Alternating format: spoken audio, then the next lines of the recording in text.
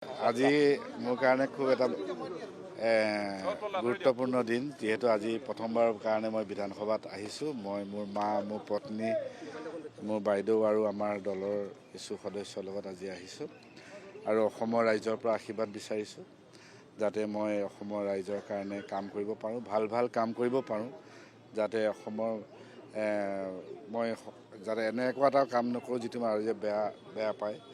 সকলো ভাল কাম কৰি ৰাইজৰ হৈ কাম কৰিব বিচাৰিছোঁ, ৰাইজৰ পৰা আশীৰ্বাদ বিচাৰিছোঁ।